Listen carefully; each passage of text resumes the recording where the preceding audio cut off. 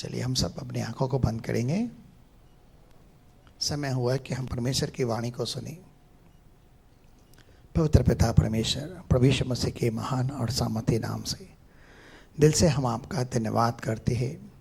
शास्त्र में लिखा है कि तूने दूध पियाऊ बच्चों से भी अपनी अपार स्तुति कराई। तो पिता, आज हम सब विश्वास के द्वारा मसीह यीशु के नाम पर जिन्होंने ग्रहण किया है, उसे हम आपकी संतान हैं और तेरे बच्चे हैं। तू तो प्राचीन काल से पवित्र परमेश्वर हमसे प्रेम करता आया है और तेरा प्रेम तो अगापे है। उस प्रेम के लिए, उस दया कृपा के लिए तेरा धन्यवाद जो आपने हम पर किया है। हम आपकी अत्याधिक ऊंचे स्वरों से स्तुति करते हैं और सारंगी वीणा और डफ और बांसुरी बजाते हुए हम आपकी महिमा करते हैं कि हमारी आराधना को, हमारी स्तुति को स्वीकार कर। और धन्यवाद करते हुए इन अद्भुत गवाहियों के लिए भी तेरा धन्यवाद जो प्रतिदिन आप हमारे जीवन में करते रहते हैं। शायद हम ज़ुबान पर नहीं ले आ पाते, डर के कारण, चिंता के कारण या शर्म के कारण, लेकिन प्रार्थना तू हमारे पिता, आप हमारे जीवन के अंदर अद्भुत कार्य करते हैं। हम सभी बातों के लिए तेरा धन्यवाद करते हैं और तेरे द्वारा प्राप्त की गई कमाई का कुछ अंश हम आज तेरे भवन में ले आए हैं। हमारे बेटों को स्वीकार करें, इन्हें पवित्र ठहरें और ग्रहण करें। और जिन्होंने जो कुछ दिया है प्रभु, आज हम उनके लिए 30 नहीं, 60 नहीं, लेकिन 100 गुना प्रतिफल चाहते हैं। मसीह यीशु के नाम से महिमा के धन के अनुसार हो। सारे कर्ज, मर्ज, ब्याज बट्टे, जहाँ दवाई गोली टेस्ट रिपोर्ट के अंदर धन बर्बाद होता है, ब्याज बट्टों के अंदर प्रभु सब मसीह यीशु के नाम से दूर होने पाए। लेकिन दिल से दुआ करते हैं कि जैसे शास्त्र में लिखा है, प्रेम को छोड़ हमें किसी बात के अंदर कर्जदार न होना है। तो पिता, हम सिर्फ तेरे प्यार के ही कर्जदार रहें, ये हमारे दिल से दुआ है। तू हमें कभी मांगने वाला नहीं लेकिन देने वाला बना। तू हमें पूछ नहीं लेकिन सर ठहरा। तू हमें नीचे नहीं परंतु ऊंचा उठा और हम सब के ऊपर अब्राहम की आशीषों को उंडेल कर आशीष कर। धन्यवाद पिता, आज जिन्होंने न भी दिया आप उनके जीवन को भी आशीष करें और उनके जीवन में भी बीज उपलब्ध कराएं, ताकि तेरे राज्य में बोकर एक महान कटनी को काट सकें। और यीशु मसीह के नाम से उनके जीवन में तेरी महिमा हो। धन्यवाद, तेरे दास के ऊपर भी अनुग्रह आशीष करना, तेरी आत्मा के सामर्थ्य से भरना। बोलने वाला कोई मनुष्य नहीं परंतु तेरी आत्मा आज हम सबके साथ बात करे और सारी सभा के अंदर तेरी अद्भुत महिमा, शांति और आनंद हो, प्रभु यीशु मसीह के नाम से आमीन। आइए जोरदार ताली देंगे परमेश्वर के नाम की महिमा के लिए। भाई कुमार तोलानी का हम परमेश्वर की वेदी पर स्वागत करते हैं।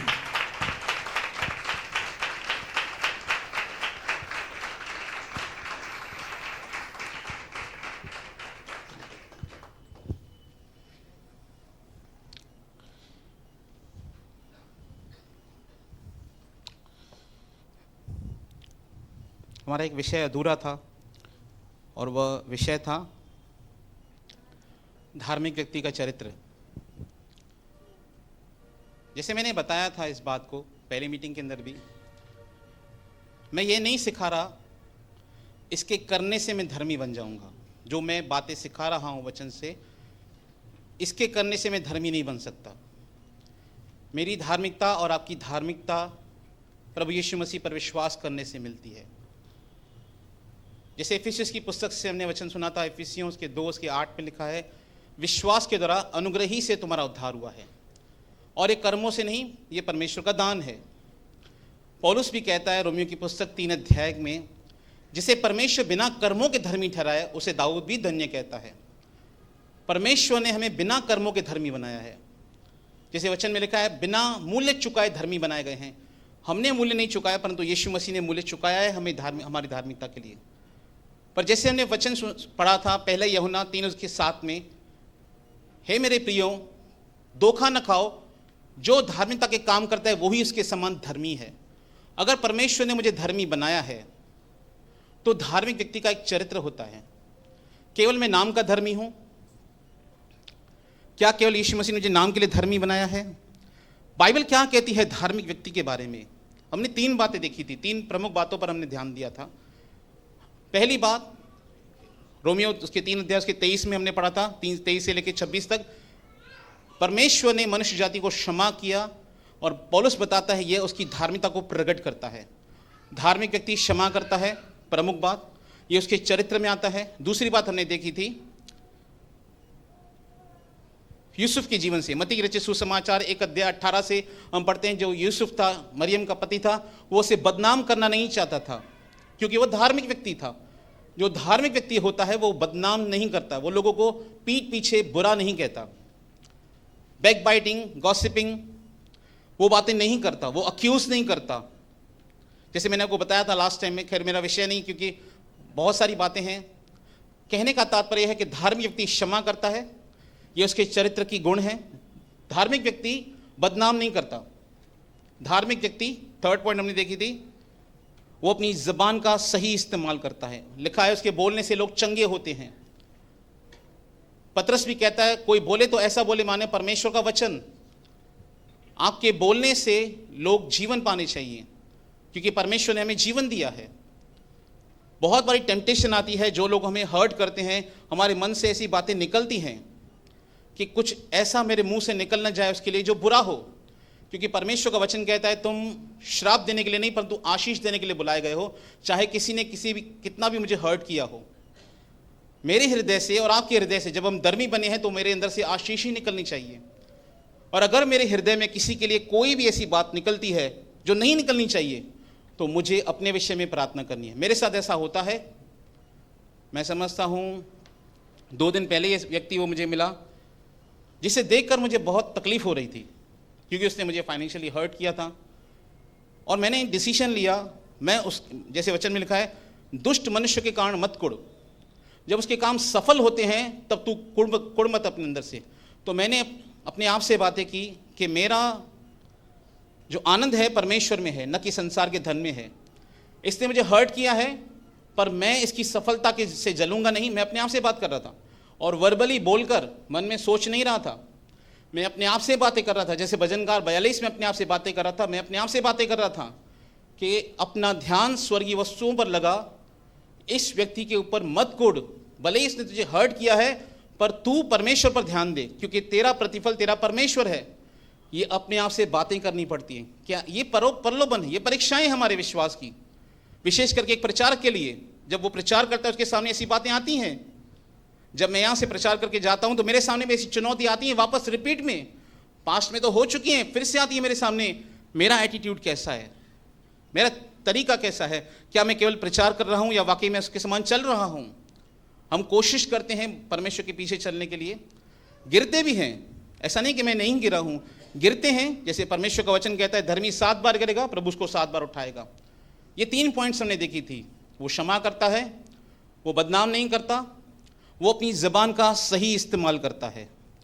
और हम ये सब बात जानते हैं, याकूब की पुस्तक में लिखा है जो भक्त होने पर अपनी ज़बान को काबू नहीं कर सकता उसकी सारी भक्ति व्यर्थ हो जाती है, ज़ीरो हो जाती है।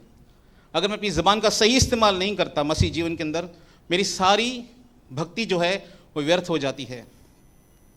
और जैसे इस विषय पर बहुत बार सिखाया गया है, विश्वासी लोग जब चुनौतियों के समय में आते हैं अपने विषय में ही बुरा भला बोलना शुरू करते हैं, अविश्वास की बातें मुंह से बोलते हैं।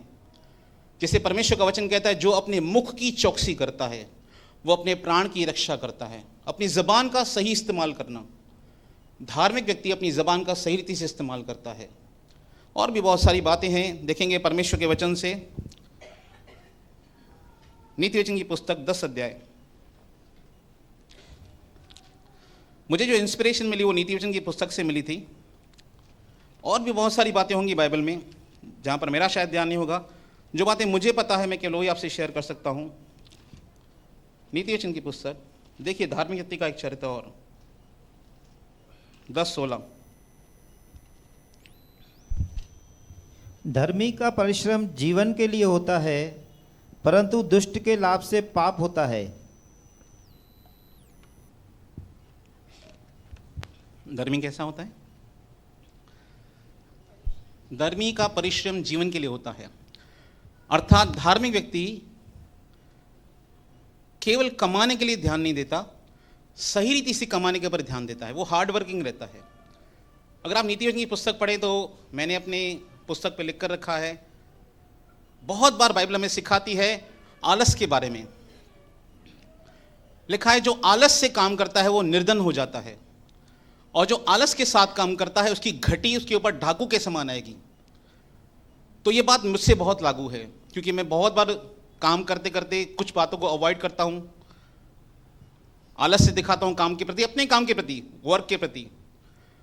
धार्मिक व्यक्ति अपने काम पर ध्यान देता है, और बाइबल ये बात हमें सिखाती भी है कि हमें अपने काम से काम रखना चाहिए।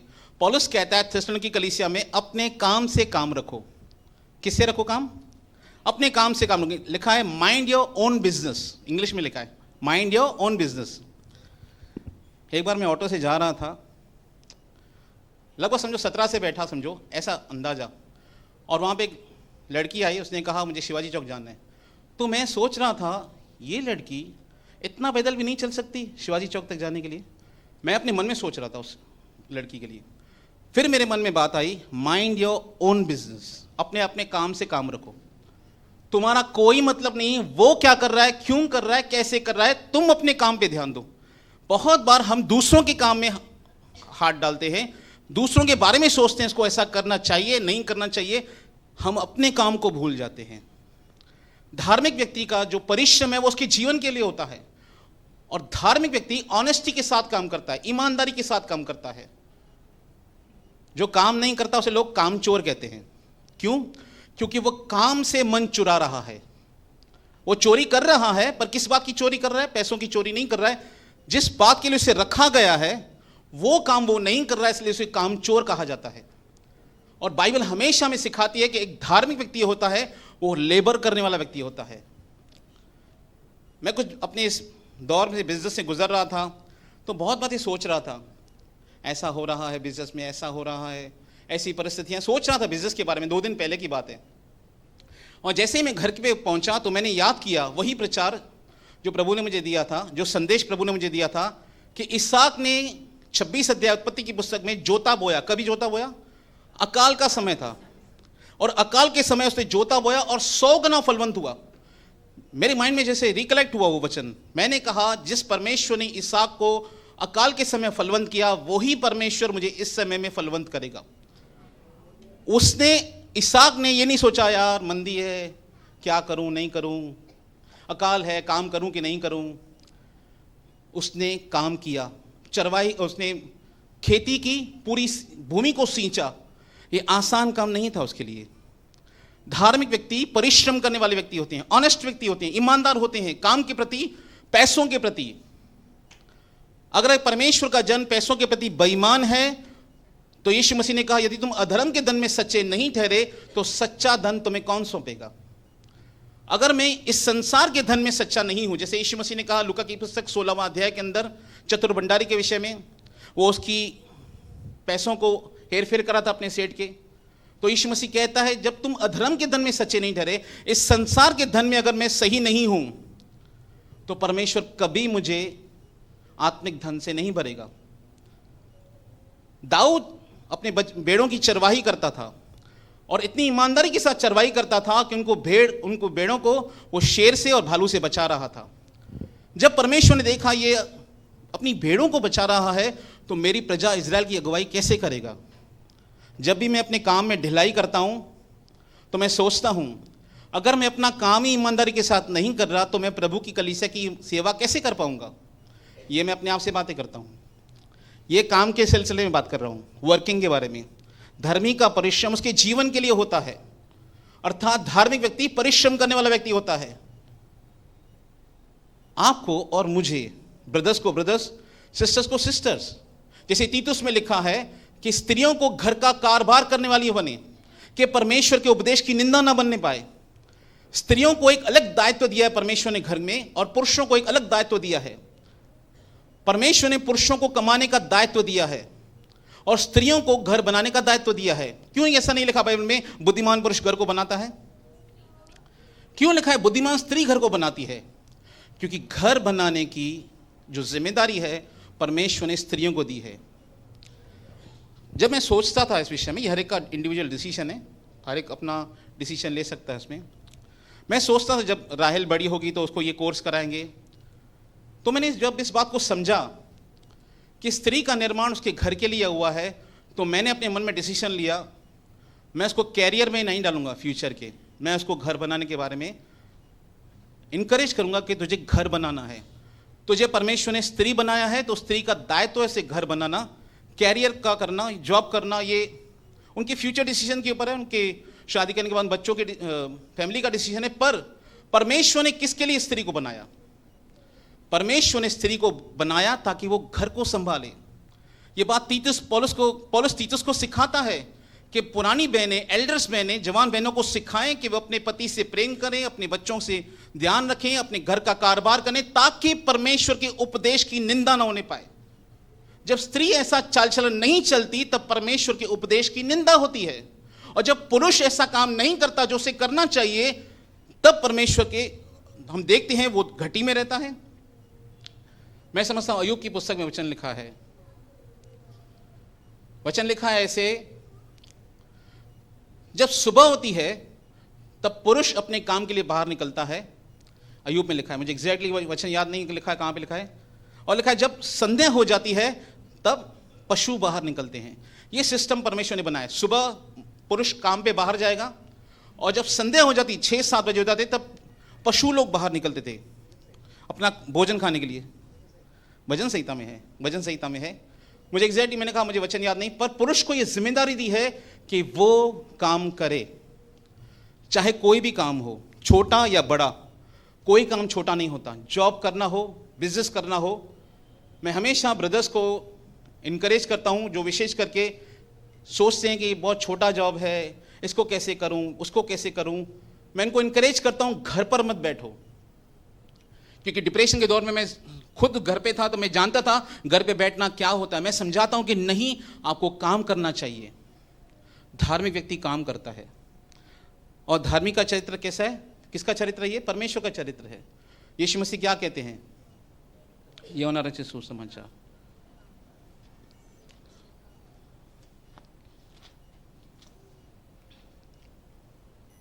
यूहन्ना रचित सुसमाचार, मैं समझता हूं चैप्टर 8 है।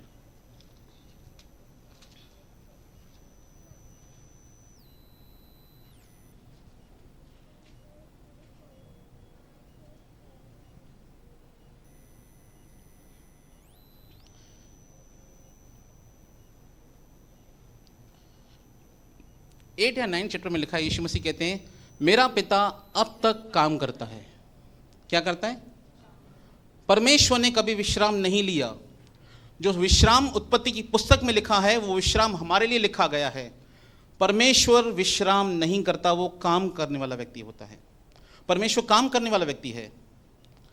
इसीलिए एक धार्मिक व्यक्ति को, अगर मुझे परमेश्वर ने धर्मी बनाया है तो मुझे काम करना है। और कैसे काम करना है?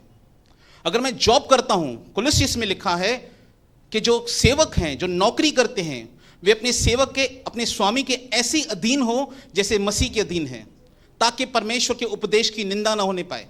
जब एक मसीह सेवक, जो मसीह नौकरी करने वाला व्यक्ति है, जब अपने सेठ के पास बरोबर काम नहीं करता, उसके द्वारा परमेश्वर के उपदेश की निंदा होती है कि ये परमेश्वर का जन सही नहीं है। जब मैं काम नहीं करता एज ए बिजनेसमैन, तो भी मेरे द्वारा परमेश्वर की महिमा नहीं होती। कहने का तात्पर्य क्या है? धार्मिक व्यक्ति काम काजू व्यक्ति होता है, फालतू नहीं होता, वो परिश्रम करने वाला व्यक्ति रहता है, वो मेहनत करने वाला व्यक्ति रहता है, और ऑनेस्टी और ईमानदारी के साथ काम करने वाला। हम एक और देखेंगे, नीति वचन 11:23।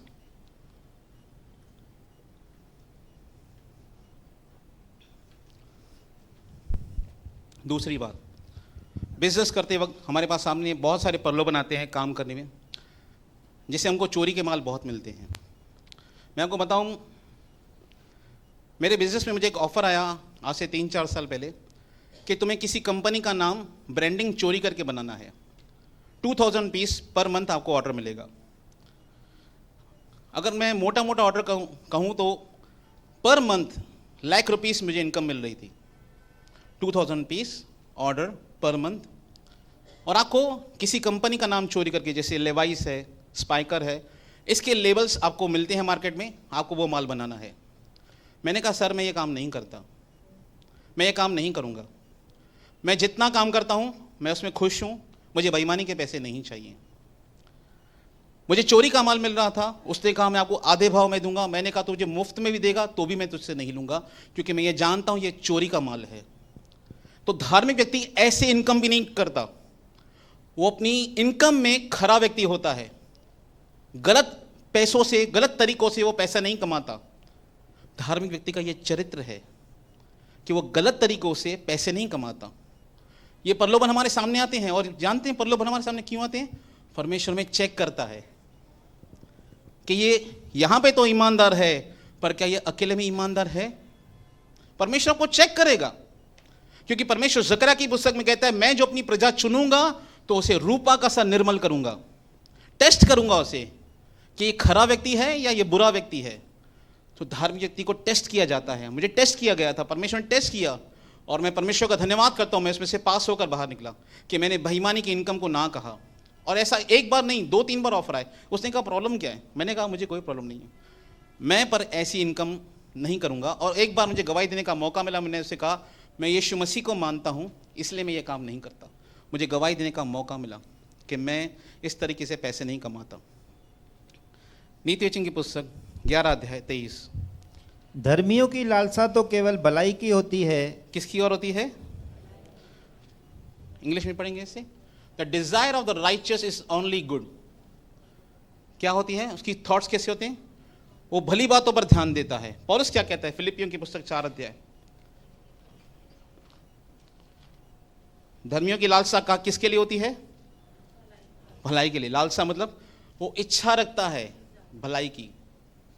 आपको अपने थॉट्स चेक करने पड़ेंगे, क्या मैं भलाई के बारे में सोचता हूं? और नहीं करता हूं तो मुझे इस बात पे ध्यान देना है, क्योंकि ये धार्मिक व्यक्ति का चरित्र है। फिलिपियंस 4:8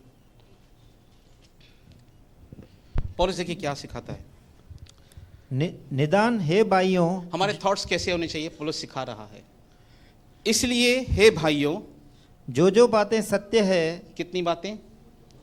जो बातें सत्य हैं, सही बातें हैं, और जो बातें आदरणीय है, जो रिस्पेक्ट की बातें हैं, और जो बातें उचित है, जो बातें उचित हैं, प्रॉपर हैं, और जो बातें पवित्र है, जो पवित्र बातें हैं, और जो बातें सुहावनी है, हाँ, और जो बातें मन भावनी है, निदान जो सद्गुण और प्रशंसा की बातें हैं, उन्हीं पर ध्यान लगाया करो। उन्हीं पर ध्यान लगाया करो। Meditate on this. किस पे ध्यान देना चाहिए एक धार्मिक व्यक्ति को? उसकी लालसा किसके प्रति होती है? उसकी लालसा भलाई की ओर होती है, अर्थात वो ऐसा सोचता है। धर्मियों की थॉट प्रोसेस कैसा होता है? परमेश्वर का वचन सिखा रहा है कि मेरे मन में मेरे थॉट्स कैसे हैं। क्या मेरे थॉट्स ऐसे हैं? और अगर मेरे थॉट्स ऐसे हैं तो मेरे लाइफ में पीस और जॉय होगा, और अगर मेरे थॉट्स ऐसे नहीं हैं तो मेरे लाइफ में अनपीस होगा, फ्रस्ट्रेशन होगी, ये सब होगा। पॉल कहता है जो बातें सत्य हैं, सत्य क्या है? परमेश्वर का वचन। जो बातें आदरणीय हैं, मैं उन सारी डिबेट्स को नहीं देखता हूं जहां पे मसीह लोग यूट्यूब पे झगड़ा करते हैं, क्योंकि वह आदर की बातें नहीं है। एक दूसरे को वो बुरा भला कहते हैं, भले ही वो कहीं पे डॉक्ट्रिन में सही भी होंगे, पर उनके वे ऑफ अप्रोच बहुत सही नहीं होता है। बहुत बार मैं डिबेट्स जीत सकता हूं, बहुत बार मैं डिबेट जीत सकता हूं, पर मैं रिलेशन को खो सकता हूं। मैंने ऐसा किया है, मैंने ये मिस्टेक्स की है, इसलिए आपको बता रहा हूं। मैंने लोगों के साथ डिबेट्स की हैं वचन के आधार पर देखते देखते मेरी डिबेट के अंदर मैंने रिलेशन को खराब होते हुए भी देखा है। जो बातें आदरणीय हैं, जो बातें सही हैं, उन पर ध्यान करो, पॉल कहता है। जो बातें पवित्र हैं, जो बातें सुहावनी हैं, जो सही है, जो बातें मन भावती हैं, अर्थात जो सद्गुण और प्रशंसा की बातें हैं, जो परमेश्वर की स्तुति की बातें हैं, उन पर ध्यान किया करो। उन पर क्या करो? Meditate on this. धर्मी व्यक्ति कैसे सोचता है? उसकी थॉट प्रोसेस कैसा होता है? उसके विचार कैसे होते हैं? उसके विचार भलाई के विचार होते हैं, बुराई के विचार नहीं होते। और अगर आपके मन में बुराई आती है, स्वाभाविक है, आती है, कभी कभी शैतान के द्वारा आती है, कभी कभी हमारे मन से बुराई निकलती है। यीशु ने कहा मनुष्य को अशुद्ध उसके हृदय ही करता है। अगर शैतान ने आपको कोई मन में बुराई डाली है और जब तक आपने उस पर मनन नहीं किया या आपने उसको ग्रहण नहीं किया, तब तक आपने पाप नहीं किया। मेरी बात को समझिए। शैतान ने मेरे माइंड में नेगेटिव थॉट डाला किसी के प्रति, और अगर मैंने इसको मेडिटेट किया तो मैं गलत हूं। पर अगर शैतान ने मेरे मन में नेगेटिव थॉट डाला, कड़वाहट का डाला या किसी भी का, तो मैंने अगर उसको एंटरटेन नहीं किया, मैंने उसको रिजेक्ट किया, तो मैंने पाप नहीं किया। और अगर मैंने किसी के लिए बुराई सोची है, अगर मैंने कुछ गलत सोचा है, तो मुझे रिपेंट करना जरूरी है, क्योंकि परमेश्वर का वचन कहता है मूर्खता का विचार भी पाप है। मूर्खता करना नहीं, अगर मैंने अपने मन में मूर्खता सोची भी तो मैंने पाप कर दिया। तो मुझे अपने थॉट्स को चेक करना है, मैं कैसे विचार रखता हूं। और अगर मेरे अंदर किसी के लिए बुराई है या मेरे अंदर कुछ गंदगी है, अशुद्धता है, तो मुझे क्या करना चाहिए? मुझे परमेश्वर के सामने पश्चाताप करना चाहिए, अपने विचारों को चेक करना चाहिए, मेरे थॉट्स कैसे हैं, क्या मैं सही सोचता हूं, मैं गलत सोचता हूं। और अगर मैं गलत सोचने वाला व्यक्ति हूं तो मुझे रिपेंट करना चाहिए। लॉकडाउन की बात है, कुछ बुराई मेरे सामने आई। जब बुराई मेरे सामने आई तो मेरे मन में बुरी अभिलाषा आई, और जैसे ही मेरे मन में बुरी अभिलाषा आई, उस समय मुझे पता नहीं चला, सच्ची बताऊं, ऑल ऑफ द सडन मुझे पता नहीं चला। जब मैं घर पे गया, मैंने सोचा अपने बारे में, तू सोच क्या रहा था? और जैसे ही मैंने अपने थॉट्स के बारे में सोचा, मैं सोच क्या रहा था उस समय, मैं सच कहता हूं, मैंने परमेश्वर के सामने इस ईमानदारी के साथ रिपेंट किया कि परमेश्वर, मैंने गलत तरीके से सोचा है, मैंने गलत नहीं किया, मैंने कोई गलत काम नहीं किया, पर अगर मैंने सोचा भी गलत तो भी परमेश्वर के सामने वो पाप गिना जाएगा। क्योंकि यीशु मसीह ने खुद कहा है मत्ती रचित सुसमाचार में, अगर मैं किसी स्त्री को कुदृष्टि से केवल देखूं तो मैं व्यभिचार कर चुका। व्यभिचार करना और व्यभिचार सोचना सेम पाप है, दोनों व्यभिचार की कैटेगरी में आता है। और जब मैंने अपने थॉट्स को देखा, जब मैं घर गया, मैंने कुछ गलत नहीं किया, बॉडीली कुछ भी शरीर के अनुसार मैंने गलत काम नहीं किया, पर जब मैंने बुरा सोचा और वो बुराई मेरे अंदर से निकली थी, मैं जानता हूं क्योंकि वो गंदी अभिलाषा मेरे अंदर से निकली थी। और जब मैंने इस बात को सोचा, मैं सच में परमेश्वर के पास गया और मैंने अपने अंदर देखा कि प्रभु, क्या आज भी मेरे अंदर ये बुराई है? मुझे लगता था मैं इस बुराई से निकल चुका हूं कंप्लीटली। मैं आपसे प्रार्थना करता हूं, मुझे मसीह यीशु के लहू से धोकर शुद्ध और पवित्र कीजिए। पौल खुद कहता है, हमारे शरीर में कोई अच्छी बात वास नहीं करती, इच्छा मुझ में है पर भले काम मुझसे होते नहीं है। बुराई हमारे सामने बहुत बार आएगी और शायद हमारे अंदर का हमारा पाप हमारे सामने एक्सपोज होगा। ये परमेश्वर इसलिए दिखाता है कि हमको दिखाया कि आज भी मेरे अंदर कौन सी बुराई है। धार्मिक व्यक्ति अपनी सोच विचार पर भी ध्यान देता है। क्या आप अपने थॉट्स पे ध्यान देते हैं? आप कैसे विचार रखते हैं? यीशु मसीह ने कहा, एक आंसर दिया, एग्जाम्पल दिया, मत्ती रचित सुसमाचार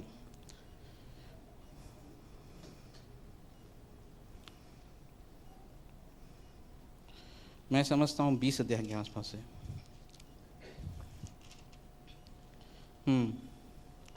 20 अध्याय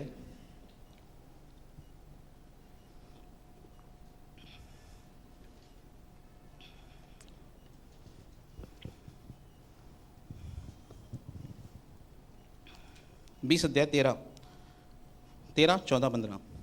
यहाँ पे यीशु मसीह एक एग्जाम्पल दे रहा है, जो पिछले हैं वो अगले होंगे, जो अगले हैं वो पिछले होंगे। जो पिछले मजदूर थे, आप सबने ये दृष्टांत पढ़ा है, जो पिछले मजदूर थे, जो पहले मजदूर थे, उनको लगा कि अभी स्वामी हमको ज़्यादा दिनार देगा, क्योंकि जो 5 बजे आया उसको 1 दिनार मिला, हम 9 बजे से आए हैं तो हमको कम से कम 2 तो पक्का देगा। ये अपने सोच रहे मन में अंदर। और जब सैलरी मिलने की बारी आ रही है तो उनको भी 1 दिनार मिलता है, तो वो कुड़कुड़ाने लगे। तो क्या कहता है यीशु मसीह उनसे? ये एग्जाम्पल है, पर दिखा रहा हूँ कैसे यीशु मसीह उनको आंसर देता है। 13, 14, 15। उसने उनमें से एक को उत्तर दिया, हाँ, उनमें से उसने एक को उत्तर दिया कि हे मित्र, मैं तुझसे कुछ अन्याय नहीं करता। मैं तुझे कुछ अन्याय नहीं करता। तूने 1 दिनार ठहराया था मजदूरी, मैं तुझे 1 दिनार दे रहा हूँ। आगे, क्या तूने मुझसे 1 दिनार न ठहराया? क्या तूने मुझसे 1 दिनार नहीं ठहराया था? 1 ही दिनार ठहराया था। आगे, जो तेरा है उठा ले और चला जा। मेरी इच्छा यह है कि जितना तुझे उतना ही इस पिछले को भी दूं। 15 में ध्यान से सुनिए। क्या उचित नहीं कि मैं अपने माल से जो चाहूं सो करूं? मैं अपने माल से जो चाहूं सो करूं, ये मेरा माल है, स्वामी कहता है। क्या तू मेरे भले होने के कारण बुरी दृष्टि से देखता है? वो कैसे देख रहा था उसे? वो बुरे तरीके से उसे देख रहा था। मैं कैसे देखता हूं लोगों को, यह बहुत ही महत्वपूर्ण है।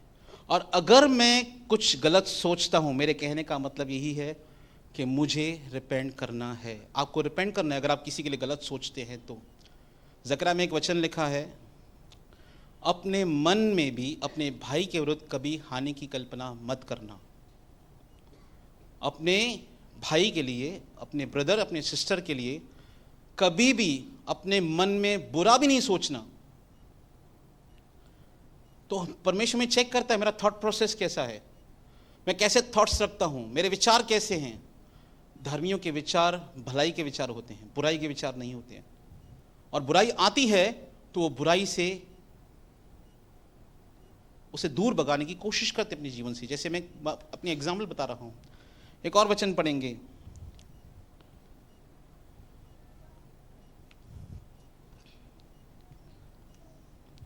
धार्मिक व्यक्ति के बारे में, नीति वचन की पुस्तक 12 अध्याय 17 वचन।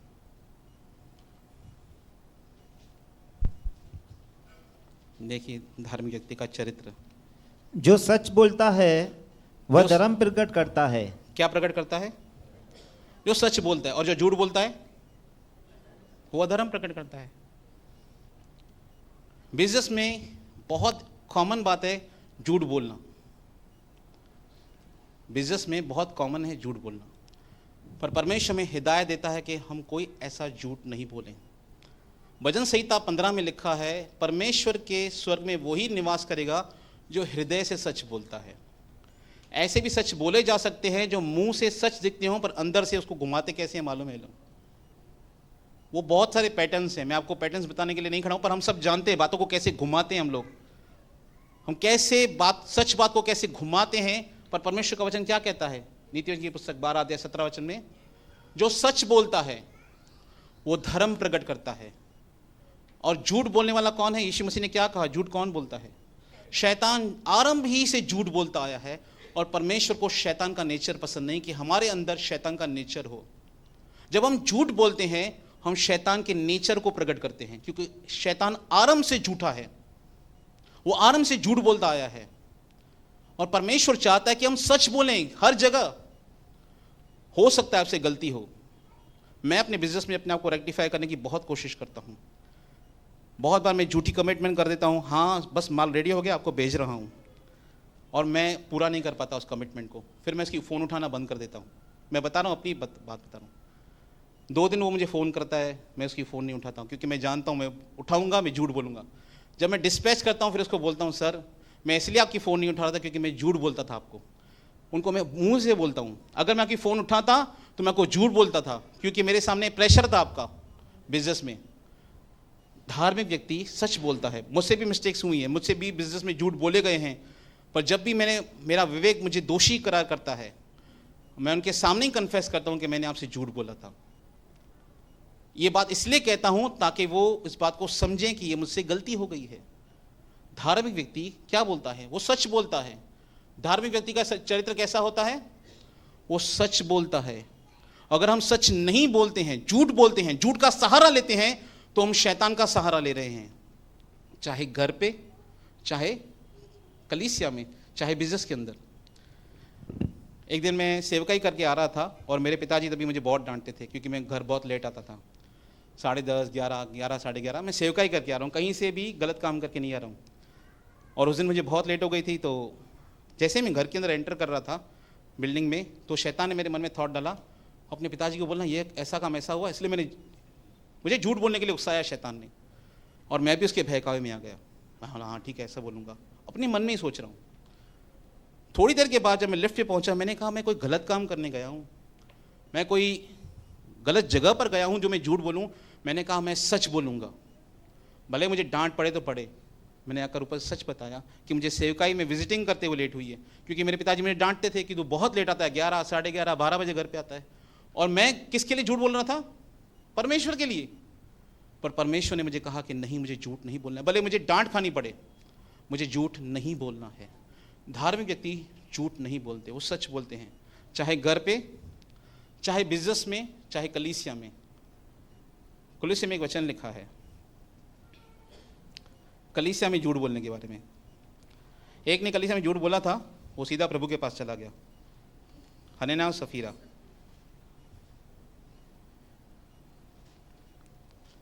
कुलसियों चैप्टर 3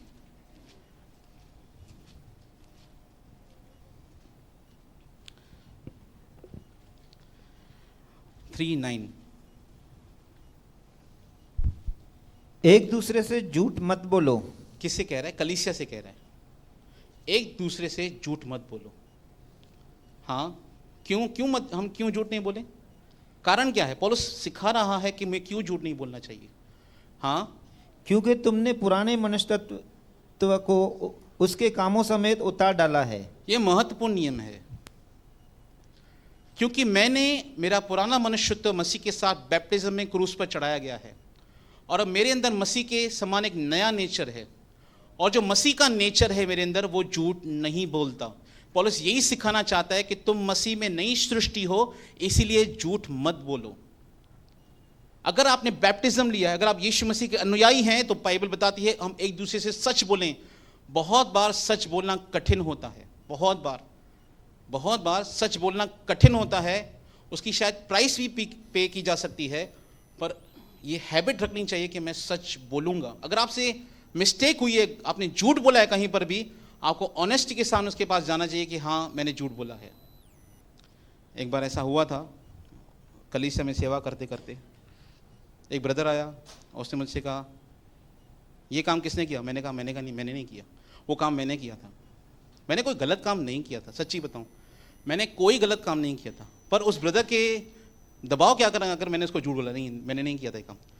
फिर दूसरे दिन मैंने ब्रदर को बोला, ब्रदर वो काम मैंने ही किया था, वॉलंटियरिंग में मैंने कुछ ऐसा काम किया था जो मुझे नहीं करना चाहिए था उनके दृष्टिकोण से, पर मैंने दूसरे दिन उनको जाके कन्फेस किया उनके सामने, ब्रदर मैं वो व्यक्ति था जिसने ये काम किया था। उस समय मैं उनके दबाव में आकर उनसे झूठ बोल गया। अरे ब्रदर हर्ट ना हो जाए, ब्रदर को बुरा ना लगे। ऐसा हम करते हैं बहुत बार कि वो हर्ट ना हो जाए, उसको बुरा ना लगे।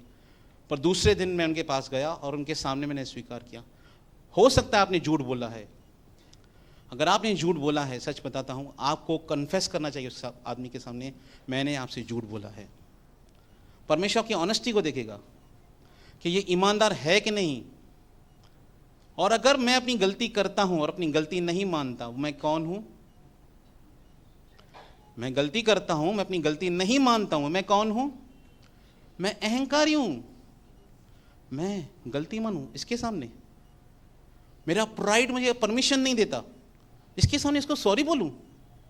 मेरा प्राइड मुझे परमिशन नहीं देता कि मैं इसको सॉरी बोलूं। और अगर आपने डिसीजन लिया मैं इसको सॉरी बोलूंगा, आपने अपने आप को हम्बल किया है, अपने आप को नम्र किया है। गलतियां हम सब करते हैं, मैंने गलतियां की हैं बिजनेस के अंदर, बहुत बार मिस्टेक्स की हैं। मैं ये नहीं कहता मुझसे मिस्टेक्स नहीं होती है, मैं ऐसा विश्वासी हूं जो प्रतिदिन मिस्टेक्स करता हूं, पर ऐसा विश्वासी हूं जो प्रतिदिन आगे बढ़ने की पूरी कोशिश करता हूं। मैं जब भी प्रचार करने के लिए आता हूं तो मैं अपने आप से पूछता हूं, ये बात परमेश्वर से भी पूछता हूं, अपने आप से भी पूछता हूं, क्या मैं सही हूं प्रचार करने के लिए? मैं आज भी प्रार्थना कर रहा था परमेश्वर से, अगर आप नहीं कहेंगे प्रचार करने के लिए, मैं नहीं खड़ा रहूंगा। मुझे कोई इसमें इंटरेस्ट नहीं है प्रचार करने के खड़े रहने में। अगर आप मुझे परमिशन नहीं देते हैं प्रचार करने की, तो मैं खड़ा नहीं रहूंगा यहाँ पे खड़े प्रचार करने के लिए, क्योंकि मेरा उद्देश्य केवल प्रचार करना नहीं है, मेरा उद्देश्य मसीह के साथ चलना भी है। मेरी सेवा है, मैं वो सेवा करता रहूंगा जैसा परमेश्वर मुझे कहता है। पर मैं परमेश्वर से पूछता हूं, मैंने ये मिस्टेक की है, क्या आपको लगता है मुझे खड़े रहना चाहिए? परमेश्वर से पूछता हूं, और जैसे परमेश्वर मुझे गाइड करेंगे मैं वैसा करने की पूरी कोशिश करता हूं। पर ऐसा नहीं कि मैं मिस्टेक्स नहीं करता, मैं मिस्टेक्स करता हूं। जो धर्म प्रकट करता है, जो सच बोलता है, वो धर्म प्रकट करता है। नीति वचन 13 अध्याय उसका 5 वचन पढ़िए। और मेरा उद्देश्य यहाँ पे खड़े होकर किसी को टारगेट करना भी नहीं रहता है। मैंने कभी घर से सोच के मैं किसी को टारगेट करने जाऊँगा, परमेश्वर मुझे माफ़ करे ऐसे पाप के लिए, अगर मैं किसी को खड़े होकर यहाँ से टारगेट करूँ। हाँ, कभी कभी मेरे मुंह से ऐसी पॉइंट्स निकल जाती हैं जो एड्रेस करनी रहती हैं, पर इंटेंशन में किसी को टारगेट करना नहीं रहता है। क्योंकि अगर मैं किसी को टारगेट करूँ तो मैं मसीह का सच्चा सेवक कभी नहीं बन सकता, मैं ज़ीरो हूँ फिर सेवक के। मैं आपको अपना एक अनुभव बताता हूँ। एक प्रचारक ने मुझे बुलाया और कहा तुझे इस विषय पे प्रचार करना है। अर्थात उसने मुझे इनडायरेक्टली टारगेट करने के लिए कहा, कलीसिया के 2 भाइयों को। ये पुरानी बात है, जब मैं इस कलीसिया में नहीं था, घबराइए मत। तो मैंने कहा मैं ऐसा नहीं करूंगा, और वो मुझ पे बहुत बिफर गया व्यक्ति कि मैं तुझे बोल रहा हूं, तू क्यों नहीं मानता मेरी बात, मैं तेरा लीडर हूं। मैंने कहा मैं नहीं मानूंगा आपकी बात, और मैं जैसे ही वहां से निकला मैंने परमेश्वर से कहा मैं ऐसा नहीं करूंगा, क्योंकि जिस दिन मैंने ऐसा किया उस दिन मेरी सेवकाई बंद हो जाएगी। मुझ पे जो परमेश्वर का अनुग्रह है, अभिषेक है, वो बंद हो जाएगा अगर मैंने ऐसा करने की कोशिश भी की तो, अपने मन में सोचा भी तो। मैं कभी किसी को टारगेट नहीं करता, और अगर गलती से भी कुछ हुआ है तो मैं खेदित होता हूँ, जैसे पौलुस खेदित होता था कि मैं अपने शब्दों से किसी को खेदित नहीं करना चाहता, क्योंकि परमेश्वर ने मुझे यहाँ पे खड़े होने के लिए इसलिए नहीं भेजा है कि मैं किसी के ऊपर दंड की आज्ञा दूँ। मुझे परमेश्वर ने इसलिए भेजा है ताकि मैं लोगों के जीवन को प्रोत्साहित करूँ, जैसे परमेश्वर ने हमेशा मुझे प्रोत्साहित किया है। नीति वचन 13:5। धर्मी झूठे वचन से बैर रखता है। क्या करता है धार्मिक व्यक्ति? वो बैर रखता है। क्या आप बैर रखते हैं झूठ से? अगर आप में से कोई ऐसा है व्यक्ति है जो झूठ का सहारा लेता है आज भी, आज आप डिसीजन लीजिए। मैं आपको बताता हूँ मेरा बिजनेस कैसे स्टार्ट हुआ। 2006 की बात बता रहा हूँ। मैं फाइनेंशियल क्राइसिस में था उस समय। मेरा फ्लैट बैंक में गिरवी था और बहुत सारी समस्याओं का मैं सामना कर रहा था। मैं लोगों के पैसे नहीं चुका पा रहा था उस समय, 2006 की बात बता रहा हूँ। तो मैंने डिसीजन लिया उस दिन। ब्रदर जैक मूनन का बुक पढ़ा था उस समय, अप्रूव्ड बाय गॉड। तो मैंने वो बुक को पढ़ के डिसीजन लिया, जो मेरे कर्जदार हैं, जिन्होंने मुझे कर्जा दिया है, मतलब जिन्होंने मुझे माल दिया पर उनको मैं पैसे नहीं दे पा रहा हूँ, मैंने डिसीजन लिया अगर वो मुझे झापड़ भी मार देगा तो भी मैं उसे झूठ नहीं बोलूँगा, क्योंकि मैं पहले झूठ बोलता था, हाँ मैं आपको दूंगा, मैं झूठी कमिटमेंट कर रहा था। मैंने डिसीजन लिया मैं आज के बाद झूठ का सहारा लेना बंद कर दूंगा। मैं खुशी से झूठ नहीं बोल रहा था, दबाव में झूठ बोल रहा था, क्योंकि मैं फाइनेंशियल क्राइसिस में था। मैंने डिसीजन लिया मैं झूठ नहीं बोलूंगा, भले मुझे उसके लिए सामने वाले की झापड़ भी खानी पड़े। मैंने अपने मन में डिसीजन लिया था। 2006 की बात बता रहा हूँ। विदिन 8 डेज में जो काम आज मैं कर रहा हूँ गारमेंट मैन्युफैक्चरिंग का, वो काम परमेश्वर ने मुझे खुलवा के दिया, वहाँ से रास्ता निकाल के दिया। जब आप डिसीजन लेंगे नहीं मैं झूठ नहीं बोलूँगा, परमेश्वर आपके लिए मार्ग निकालेगा। जब आप डिसीजन लेंगे नहीं मैं झूठ नहीं बोलूँगा, अगर आप झूठ बोलते गए तो परमेश्वर आपके लिए मार्ग को कभी नहीं खोलेगा। जब आपने सच का सहारा लेना शुरू कर दिया, अपने बातों पर कायम रहे कि जैसे परमेश्वर का वचन कहता है मैं वैसा ही करूँगा, आप अपने जीवन में बंद रास्तों को खुलते हुए जरूर देखोगे, क्योंकि परमेश्वर कहता है। ये मेरे खुद के अनुभव से बता रहा हूं। मैंने डिसीजन लिया मैं झूठ नहीं बोलूंगा, अपने फादर को भी कहा। और जब हम झूठ बोलते थे बाद में, हम एक दूसरे को बोलते थे, पापा को, मैं पापा को बोलता था हमने प्रभु से कमिटमेंट की है, हम झूठ नहीं बोलेंगे। आप झूठ क्यों बोल रहे हो? हम कमिटमेंट करते, मैं फादर को बोलता था, अपने फादर को, कि आपको झूठ नहीं बोलना है, क्योंकि हमने प्रभु के सामने कमिटमेंट किया कि हम झूठ नहीं बोलेंगे। धार्मिक व्यक्ति झूठ नहीं बोलता है। नीति वचन की पुस्तक 15 अध्याय 28 वचन, 2-3 वचन है, मैं कंप्लीट करूंगा ऐसे। धर्मी मन में सोचता है कि क्या उत्तर दूं। धर्मी क्या सोचता है, और कंप्लीट करो इसको। धर्मी सोचता है मैं क्या उत्तर दूं, आंसर क्या दूं। परंतु दुष्टों के मुंह से बुरी बातें उबल आती है। मैं क्या आंसर दूं, धार्मिक व्यक्ति ये भी सोचता है, मैं ऐसे आंसर क्या दूं सामने वाले को। बहुत बार आपको इंतजार करना पड़ेगा जब तक कि प्रभु आपको अगुवाई नहीं करेगा आपके सामने वाले को क्या आंसर देना चाहिए। आपको सोचना पड़ेगा मैं सामने वाले को क्या आंसर दूं। धर्मी व्यक्ति सोचता है मैं क्या उत्तर दूं। और बाइबल में लिखा है जो बिना बात सुने उत्तर देता है वो मूर्ख ठहरता है। सामने वाला पूछ ही रहे उसको आंसर दे देते बीच में लोग। ये मेरा चरित्र था पहले जब मैं मसीह में नया था, उतावला।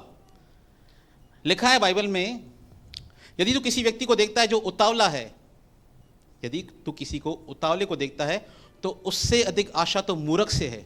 मतलब वो मूर्ख का भी सुपीरियर क्वालिटी का व्यक्ति है, उतावला। वो सुपीरियर क्वालिटी का मूर्ख है। कौन? जो उतावला है, जो बात सुनता ही नहीं और सीधा आंसर देना शुरू कर देता है। सुपीरियर मूर्ख है वो। मूर्खों की हाई क्वालिटी का वो मूर्ख है। पर धार्मिक व्यक्ति क्या करता है? वो सोचता है। वो सोचता है। यीशु मसीह से पूछ रहे थे फरीसी और सदूकी, व्यवस्था में लिखा है कि ऐसी स्त्री को पत्थर मारना चाहिए, तू क्या कहता है?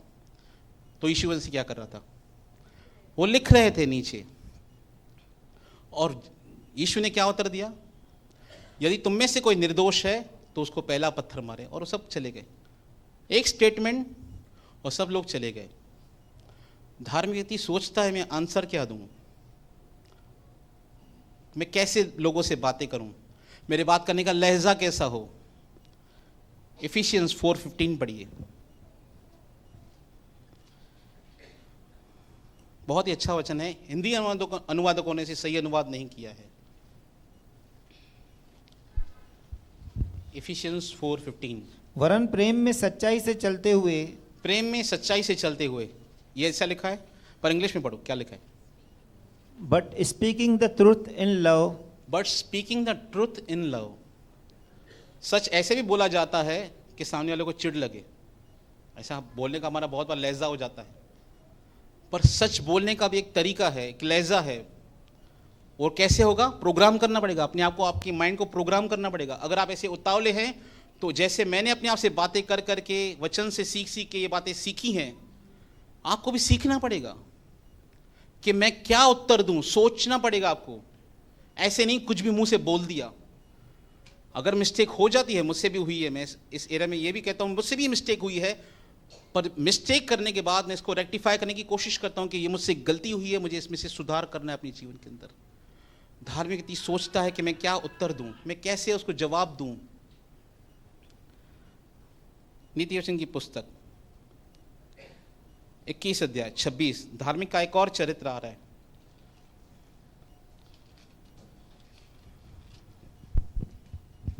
कोई ऐसा है जो दिन भर लालसा ही किया करता है, कोई ऐसा है जो दिन भर लालसा करता रहता है, परंतु धर्मी लगातार दान करता रहता है। धार्मिक व्यक्ति कैसा होता है? दान देने वाला व्यक्ति। दान देने वाला मतलब वो देने वाला व्यक्ति होता है। जैसे नीति वचन की मत्ती की भजन संहिता में लिखा है 37 उसके 21 को पढ़िए। यहां पर मैं इसे कंप्लीट करूंगा और इसके ऊपर अगले सप्ताह हम देखेंगे। लास्ट वचन आपको पढ़ाऊंगा और इस विषय पे मैं आपसे अगले हफ्ते बात करूंगा। दुष्ट ऋण लेता है, दुष्ट व्यक्ति जो होता है वो कर्जा लेता है और बढ़ता नहीं, वो भरता नहीं है, परंतु धर्मी अनुग्रह करके दान देता है। धार्मिक व्यक्ति हमेशा देने वाला व्यक्ति होता है। और अगर आप में से कोई कर्जे के अंदर है, जैसे मैं अपने जीवन के लिए इस वचन को प्रार्थना में रखता हूँ 37 इसके 21 को, मैं परमेश्वर से कहता हूँ परमेश्वर आपने मुझे धर्मी बनाया है, मैं दुष्ट नहीं हूँ क्योंकि आपने मुझे धर्मी बनाया है। तो मेरे लाइफ में जो कर्जे हैं मैं आपसे प्रार्थना करता हूँ मुझे कर्जों को चुकाने में आप सहायता और मदद करें। अगर आप में से कोई कर्जों के अंदर है, परमेश्वर वही परमेश्वर है जिसने एलीशा के समय उस विधवा को उस तेल से सारा कर्जा मुक्त करवाया, वो परमेश्वर आज भी वैसा ही परमेश्वर है। अगर हम में से कोई कर्जों के अंदर है, फाइनेंशियल प्रॉब्लम्स के अंदर है, अगर आपके ऊपर किसी का कर्जा है, रोमन्स में लिखा है कि आपस के प्रेम को छोड़ किसी बात के कर्जदार मत रहो। अगर आपके अंदर कर्जा है, आपके ऊपर कर्जा है, फाइनेंशियली कर्जा है किसी का, आपको पूरी कोशिश करनी है उसे रीपे करने की, और परमेश्वर आपकी सहायता करेगा, परमेश्वर को उन्नति देगा, तरक्की देगा। मैं उसमें से खुद निकला हुआ व्यक्ति हूं और खुद निकल रहा हूं अभी भी, और मैं सोच से जिंदगी बिताता हूं कि मुझे अपनी लाइफ में किसी का भी 1 रुपया नहीं चाहिए, मुझे किसी का ब्याज का पैसा नहीं चाहिए, मुझे सारे पैसे उतारने हैं। इसीलिए मैं परिश्रम करता हूं। लोग मुझसे पूछते हैं तूने शादी भी नहीं की, तू फिर मेहनत क्यों करता है इतने बड़े बिजनेस को स्टैब्लिश करने के लिए क्यों इतना परिश्रम करता है? तो मैं अपने जीवन के लिए, अपने परिवार के लिए कोशिश करना चाहता हूं कि मेरा परिवार कर्जों के अंदर न रहे, कि मेरा परिवार फाइनेंशियल फ्रीडम में जिंदगी बिताए। इसलिए मैं काम करता हूं कि किसी का मुझ पर कर्जा नहीं हो। जब शमूएल से पूछा जाता है कोई बात, तो शमूएल कहता है जाके पूछो सबसे, किसी का मुझ पे कर्जा है? 3 दिन तक मैं तुम्हारा इंतजार करूंगा, और 3 दिन तक कोई नहीं आया तो मैं समझूंगा कि तुम्हारा मुझ पे कर्जा नहीं है। अगर कोई मेरा कर्जदार है मेरे सामने आए, मैं उसे पैसे चुका दूंगा। धार्मिक व्यक्ति अपने कर्जों को रीपे करता है। जो उसने कर्ज उठाए हैं, जो उसने पैसे उठाए हैं, वो उसे पूरा करने वाला व्यक्ति होता है और वो देने वाला व्यक्ति होता है। वो हर्ष से देने वाला व्यक्ति होता है, वो दान देने वाला व्यक्ति होता है। पौलुस 2 तीमुथियुस 3:6 में कहता है, इस संसार के धनवानों को चिता दे कि चंचल धन पर भरोसा न रखें, वरना परमेश्वर पर जो हमारे सुख के लिए बहुतायत के लिए सब कुछ देता है। धार्मिक व्यक्ति देने वाला व्यक्ति होता है। एक वचन लिखा है जो इस पे अगले सप्ताह हम मेडिटेट करेंगे, इस वचन पे भी और दूसरे वचन पे भी। वो लिखा है नीति वचन की पुस्तक में, धर्मी गरीबों के हक की चिंता करता है। उसे चिंता होती है गरीबों की। धार्मिक व्यक्ति के अंदर गरीबों की चिंता होती है। केवल अपने लिए नहीं रहते उसे चिंता, वो समाज के उन गरीबों के बारे में भी सोचता है। इन विषयों पर मैं आपसे अगले सप्ताह बात करूंगा क्योंकि समय हो चुका है। इन बातों को ध्यान दीजिए, मेडिटेट कीजिए, धार्मिक व्यक्ति का चरित्र कैसा होता है। और अगर आपको किसी बात की खामी लगती है, मैं ऐसा नहीं हूं, तो आपको प्रभु से प्रार्थना करनी चाहिए, प्रभु आपने मुझे धर्मी बनाया है, मैं प्रार्थना करता हूं मुझे इसमें से निकलने में सहायता मदद कर। अगर आप झूठ का सहारा लेते हैं, अगर आप कोई गलत काम करते हैं, गलत वे से बिजनेस करते हैं, आपको परमेश्वर से प्रार्थना करनी है। आपको सोचना है मैं क्या बोल रहा हूँ, आपके थॉट्स पे आपको ध्यान देना है, मैं कैसे सोचता हूँ, क्योंकि धार्मिक व्यक्ति इन बातों पर ध्यान देता रहता है। प्रभु आपको आशीष करें इन वचनों के द्वारा।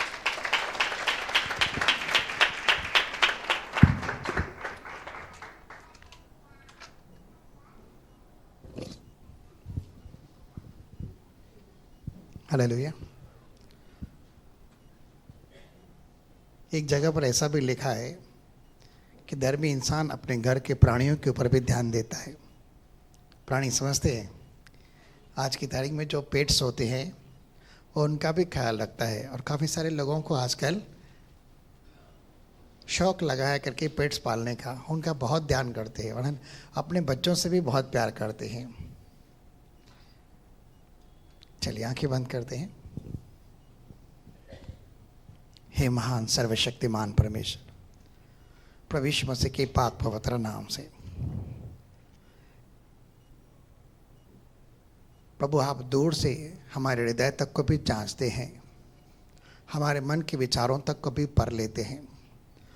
क्या भला है क्या बुरा है आप परख लेते हैं, और ऐसी कोई बात नहीं जो पिता आपसे छिपी हुई है, क्योंकि हमारे हृदय आपके सामने खुले हैं। पिता यीशु नासरी के नाम से आज जिन बातों के ऊपर हमने मनन किया और तेरे शब्दों के आधार पर सुना, प्रभु दुआ करते हैं कि हमारे जीवन में न तो हम कभी किसी को बदनाम करने वाले बने, न किसी पर दोष लगाने वाले बने, न झूठे बने, न झूठे गवाह बने।